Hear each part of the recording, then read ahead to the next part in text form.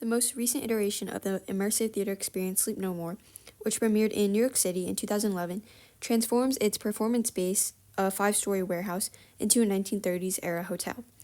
Audience members who wander through the labyrinth venue at their own pace, follow the actors as they play out simultaneous interweaving narrative loops, confront the impossibility of experiencing the production in its entirety. The play's refusal of narrative coherence thus hinges on the sense of spatial fragmentation. So basically the space is broken up that the venue's immersive and intricate layout generates. Okay, this venue is generated this immersive and intricate layout. So this venue is basically responsible for the spatial fragmentation and the entire refusal of narrative coherence that this play is doing.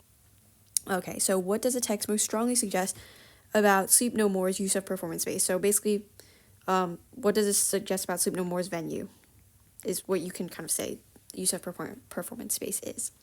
So let's take a look at the answer choices. The choice of a New York City venue likely enabled the play's creators to experiment with the use of theatrical space in a way that venues from earlier productions could not. Okay, that sounds pretty good, right? It's this venue is enabling this player's creators to experiment. But this second part, let's take a look. Venues that earlier productions could not. This is a part you have to be very careful about for the SAT because they will add in this little phrase at the end that will make the entire thing wrong, right? So we can see this first part is correct, right? But then in ways, venues that earlier productions could not. Where is that? Let's look back at the paragraph and see if that's supported at all, right? Recent iteration, blah, blah, transforms its performance space into a 1980s hotel. So this premiered in 2011, and we're not talking about past venues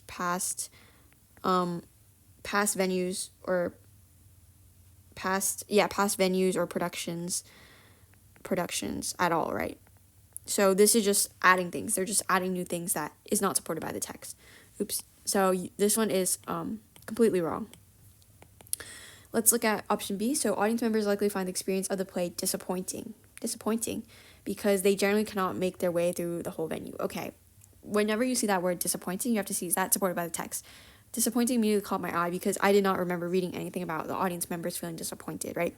We can see that they confront the impossibility of experiencing the production in its entirety, but it doesn't say they're sad about it, they're happy about it. It doesn't mention how they feel about that at all. So again, disappointment, they're adding in there.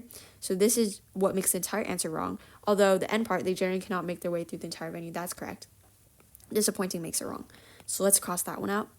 Option C, the production's dependence on a particular performance environment would likely make it difficult to reproduce exactly in a different theatrical space. Okay, that does make sense, right? Because it's saying that this play's refusal of narrative coherence hinges on this venue, basically. So it would make sense that at a different venue, it would probably be difficult to replicate exactly unless it's the exact same layout, right?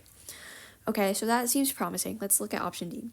Audience members who navigate the space according to a recommended itinerary will likely have a better grasp of the play's narrative than the audience members who depart from that itinerary.